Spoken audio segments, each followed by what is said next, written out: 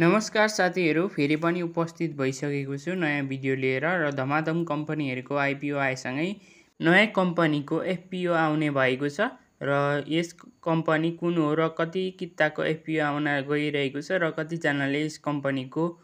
एफपिओमा हात पार्न सफल हुनुहुन्छ र यस कम्पनीको वित्तीय अवस्था कस्तो रहेको छ सम्पूर्ण जानकारी यस भिडियोमा दिन गइरहेको छु र तपाईहरु पनि नयाँ कम्पनीको एफपिओको प्रतीक्षामा हुनुहुन्छ भने यस भिडियो पुरा हेरी जानकारी लिनुहोला र पहिलोपल्ट च्यानल भिजिट गर्नु भएर भिडियो हेर्दै हुनुहुन्छ भने च्यानललाई सब्स्क्राइब गर्न नभुल्नुहोला, जसमा यस्तै शेयर मार्केटको सम्पूर्ण जानकारी प्राप्त गर्न सक्नुहुनेछ र फेरि पनि नयाँ कम्पनीको आइपिओ आउने भएको छ र कुनै पनि कम्पनीले आफ्नो आइपिओ निष्कासन गरिसकेपछि दोस्रो चोटि एफपिओ निष्कासन गर्ने गर्दछ र विभिन्न कम्पनीहरूले एफपिओ आफ्नो जारी पुँजी वृद्धि गर्नको लागि एफपिओ निष्कासन गर्दछन् र यस कम्पनी जसले एफपिओ निष्कासन गर्न गइरहेको छ त्यसको नाम रहेको छ वेन नेपाल लघुवित्त वित्तीय संस्था र यस कम्पनी लघुवित्त सेक्टरको रहेको छ र यस कम्पनीले एफपिओ निष्कासन गर्ने भएको छ र यस कम्पनीले अगाडि नै आइपिओ निष्कासन गरिसकेको छ र यस कम्पनी आइपिओ भनेको इनिशियल अफरिङ भनेको पहिलोपल्ट आइपिओ निष्कासन गर्ने गर्दछन् र आइपिओ निष्कासन गर्दाखेरि सुरुमा वैदेशिक रोजगारी क्रममा गएका नेपालीहरू, आयोजना प्रभावित क्षेत्र र केही प्रतिशत कर्मचारी र सामूहिक लगानी कोषलाई छुट्याएर आइपिओ निष्कासन गरिने गर्दछ भने एफपिओ डाइरेक्ट लगानीकर्ताका लागि मात्र निष्कासन गर्नेछ। यस विन लघुवित्त भनेको एक लघुवित्तीय सेक्टर रहेको छ र यस कम्पनीले अगाडि नै आइपिओ निष्कासन गरी दोस्रो चरणमा यस कम्पनीले आफ्नो जारी पुँजी वृद्धि गर्नको लागि एफपिओ नेपाल धितो पत्र बोर्डमा यस कम्पनीले स्वीकृति प्राप्त गरी अब छिटै नै यस कम्पनीको एफपिओ आउने भएको छ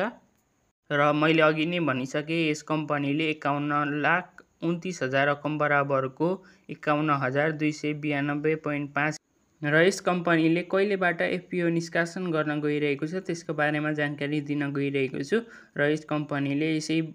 चैतको 21 गतेदेखि 26 गतेसम्म 51,292.5 किता एफपिओ निष्कासन गर्ने भएको छ र यस कम्पनीले 100 अङ्कित मूल्यमै एफपिओ निष्कासन गर्ने भएको छ भने यस कम्पनीमा तपाईहरुले सजिलै मेरो शेयर वा एफसीले तोकेका बैंक वा वित्तीय संस्थामा गई तपाईहरुले यस कम्पनीको एफपिओमा आवेदन दिन सक्नुहुनेछ र तपाईहरुले यस कम्पनीमा 10 किता लगानी गर्नुहोला र 10 किता लगानी गर्न तपाईहरुलाई 1000 रुपैयाँ चाहिनेछ र यस कम्पनीले थोरै मात्र एफपिओ निष्कासन भएको कारणले पहिलो दिनमै यस कम्पनीमा मागभन्दा एकदमै बढी आवेदन हुने देखिन्छ र अगाडिको समयमा गार्जियन लाइफ इन्स्योरेन्स जस्ता विभिन्न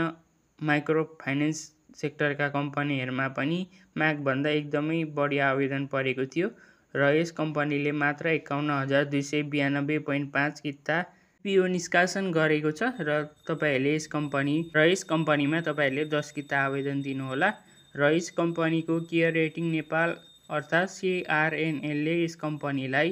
BB+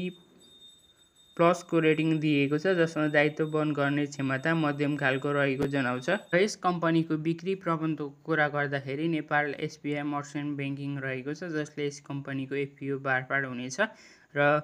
कुनै पनि कम्पनीले एफपिओ निष्कासन गर्दाखेरि एकदमै यस कम्पनीहरुको नेप्सेमा लिस्टेड हुने गर्दछ किनकि अगाडि नै यस कम्पनीहरुले आइपिओ निष्कासन गरिसकेपछि दोस्रो चरणमा एफपिओ निष्कासन गर्ने गर्दछन् र यस कम्पनीको एफपिओ तपाईहरुले हात पार्नुभयो भने अलरेडी यस कम्पनी नेप्सेमा कारोबार भइरहेको छ र त्यसैको प्राइस रेन्जमा केही मूल्य समायोजन भएर कम्पनीको नेप्सेमा कारोबारमा जानेछ र तपाईहरुले सजिलै टिएमएस मार्फत यस कम्पनीको शेयर बेच्न सक्नुहुनेछ। यस कम्पनीको वित्तीय अवस्था यसै 8182 को अनुसार यस कम्पनीको वित्तीय अवस्थाको कुरा गर्दाखेरि माइनस र यस कम्पनीको इपीएस को कुरा गर्दाखेरि 31.74 रुपैयाँ रहेको छ भने यस कम्पनीको नेटवर्थ अर्थात् यस कम्पनीको बुक भ्यालु अर्थात् नेटवर्थ पनि भन्ने गर्दछ 100 रुपैयाँ रहेको छ र धेरै लगानीकर्ताको जिज्ञासाको कुरा आउन सक्छ कि यस कम्पनी हामीले एफपिओ हात पार्यो भने कतिसम्म नाफा कमाउन सकिन्छ, त्यसको बारेमा अब बताउन गइरहेको छु। धेरैजनाको जिज्ञासाको कुरा आउन सक्छ कि यस कम्पनीको इपिएस 8182 को -31.47 रहेको छ र यस कम्पनी बुक भ्यालु पनि 91 रुपियाँ रहेको छ। यस कम्पनीको प्राइस चाहिँ अहिलेको समयमा 31 रुपियाँ रहेको छ र यो किन भइरहेको छ धेरै लगानीकर्ताको जिज्ञासामा आउन सक्छ, किनकि यस कम्पनीको थोरै मात्र सेयर नेप्सेमा रहेको छ र थोरै मात्र सेयर नेप्सेमा भइसकेपछि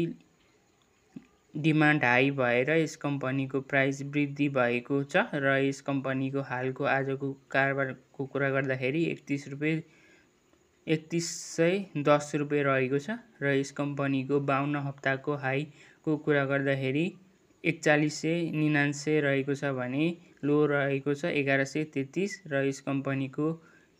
इपिएसको अघि कुरा गरिहाले माइनसमा रहेको छ 31.47 रहेको छ र यस कम्पनीको पी रेसियो भनेको 5.52 र पिबी रेसियो 34.09 रहेको छ र आरओई भनेको 5.57 र बुक भ्यालु अघि नै जानकारी दिइहाले 100 भन्दा कम अर्थात् 91.23 रहेको छ। कम्पनीमा कति नाफा कमाउन सकिन्छ अब बताउन गइरहेको छ र यस कम्पनीको हालको प्राइस भनेको 3110 रुपियाँ रहेको छ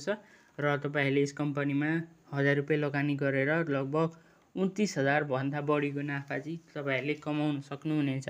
र यस कम्पनी नेप्सेमा लिस्टेड हुँदाखेरि यस कम्पनीको सेयर बढ्ने गर्दछ र सेयर समायोजन भइसकेपछि यस कम्पनीको प्राइस हल्का अलिकति घट्ने गर्दछ र त्यस पछाडि नेप्सेमा कारोबार भइसकेपछि तपाईहरूले सजिलै किनबेच गर्न सक्नुहुनेछ र यस कम्पनीको ओपनिङ रेन्ज पनि हुँदैन, किनकि यस कम्पनी अगाडि नै नेप्सेमा लिस्टेड भएको कारण र अहिले नेप्सेमा हाल कारोबार भइरहेको कारणले उक्त कारोबार भएकै मूल्यमा यस कम्पनीको सेयर कारोबार हुनेछ, त्यसैले यस कम्पनीको ओपनिङ रेन्ज हुँदैन र यस कम्पनीले त्यसै चैतको 21 गतेदेखि 26 गतेसम्म 51,292.5 किता आइपिओ निष्कासन गर्ने भएको छ र आजको लागि यति नै। आजको जानकारीमूलक भिडियो कस्तो लाग्यो, जस्तो लाग्यो त्यस्तै प्रतिक्रिया दिन नभुल्नुहोला। फेरि पनि यस्तै जानकारीमूलक भिडियो लिएर उपस्थित हुने बाचासहित आजको लागि यति नै। भिडियो अन्तिमसम्म हेरिदिनु भएकोमा धन्यवाद।